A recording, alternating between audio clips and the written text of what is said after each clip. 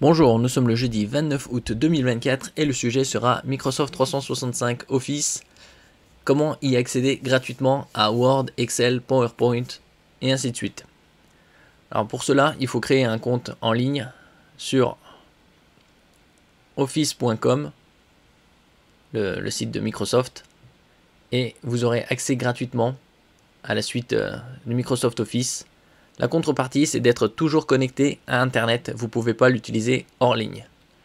Et il y a bien évidemment des solutions gratuites, alternatives à Microsoft 365, comme LibreOffice.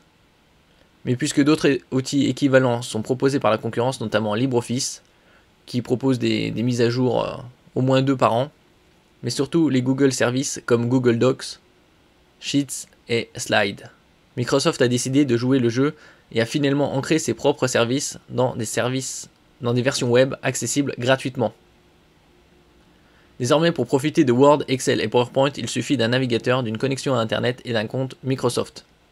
Tout se passe sur le site office.com, lancé récemment par le géant américain, qui propose ainsi de créer divers documents stockés en ligne dans l'espace de 5 gigaoctets. C'est largement suffisant dans le Drive pour pouvoir stocker suffisamment de documents.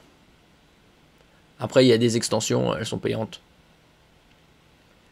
Il est bien entendu possible de récupérer les fichiers créés et de les envoyer directement vers divers destinataires. Donc vous aurez tout accès à Word, Excel, PowerPoint, OneDrive où stocke les fichiers. Ici.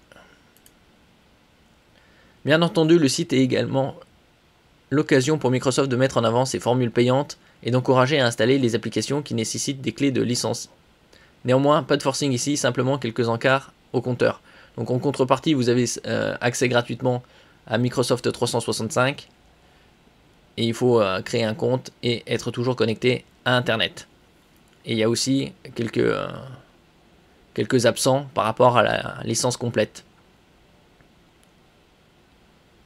La barre latérale du site permet de rapidement lancer dans la création d'un document selon le site souhaité, avec 6 raccourcis proposés: Word, Excel, PowerPoint, Outlook, OneDrive, Teams pour les réunions ou OneNote. Mais on pourra également créer de la vidéo et des pages internet. Les interfaces sont identiques aux outils proposés par Office en version desktop, de quoi rassurer les utilisateurs, mais on note quelques légères absences. Alors les absences sont les suivantes. Dans Excel en ligne ne propose pas de solver, ni de requête de données externes, ni certaines fonctions et graphiques. PowerPoint ne gère pas les animations et transitions trop élaborées et n'affiche pas le mode présentateur. Word ne propose pas les options de mise en page avancées, ni les macros ou les publi-postages. Ça, c'est les quelques inconvénients.